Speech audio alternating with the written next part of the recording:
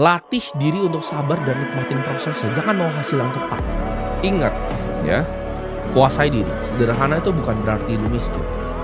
Ada orang ya yang kelihatannya punya segalanya tapi sebenarnya nggak punya uang.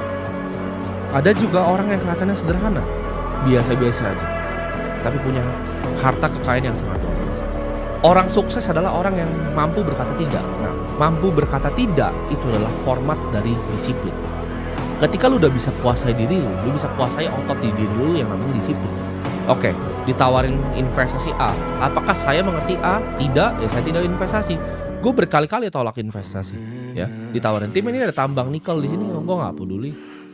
Gue nggak ngerti bisnisnya, gue nggak mau ngerti itu nikel tipe 1 atau tipe 2. Ya, gue nggak mau nanti dikerjain karena gue nggak ngerti cara kerjanya smelter untuk jadi nikel tipe 1 gitu. Kalau tipe 2 nanti jadinya sendok, gue nggak mau punya tambang nikel yang jadinya sendok sama gunting. Ditawari investasi di batu bara, oh gue tidak mengerti industrinya coal. Gue nggak mengerti dan gue nggak mau sok mengerti. Gue paham circle of competence gue paham tempat yang gue jago itu di mana. Nah itu butuh yang namanya kebijaksanaan untuk lu bisa tahu tuh antara apa yang lu bisa kerjain dan apa yang lu nggak bisa kerjain. Ketika lu udah bisa kuasai diri lu lihat apa mana nih bisa dikerjain, mana yang tidak bisa dikerjain. Disiplin lu hari ini akan menentukan kekayaan lu di masa depan. Nah ini prinsip kelima yang gue pegang. Kekayaan itu harus jadi berkah. Kalau kekayaan lu tuh tidak membawa kebaikan, itu akan jadi beban yang luar biasa untuk diri lu sendiri. Dan ini gue udah alamin di level. Kalian akan paham ketika lu sudah punya kekayaan yang sebenarnya bahwa uang itu hanyalah alat bukan tujuan akhir. Kekayaan itu bukan hak lu ya, tapi hanya dititip. Itu bisa kapanpun diambil dari lu.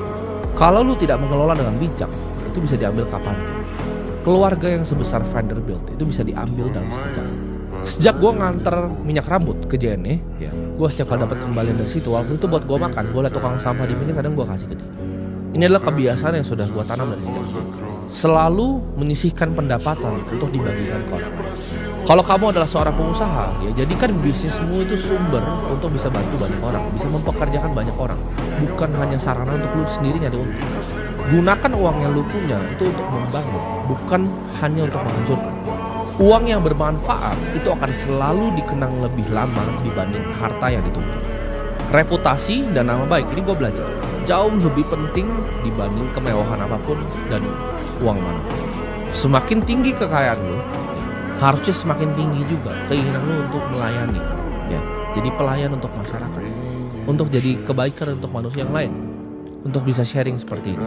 Kekayaan itu bukan tentang siapa yang paling cepat, tapi siapa yang bisa membangun kekayaan yang bertahan. Gue udah coba ya semua jalan yang ada di dunia ini, jalan yang cepat, ya, jalan yang keras, jalan yang kasar, jalan yang sangat sulit, jalan yang mudah juga. Tapi akhirnya gue kembali balik ke satu jalan, yaitu jalan yang bijak.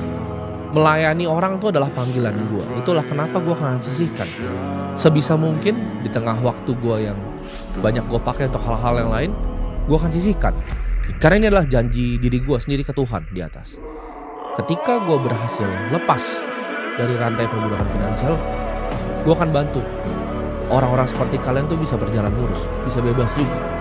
Dan semoga kalian semua di sini ya, yang sudah ngikutin gue dari lama itu gak cuma sekedar jadi orang yang kaya, tapi kalian bisa tumbuh juga menjadi manusia yang bijak dan bisa melayani banyak orang juga nantinya, terusin tongkat estafet.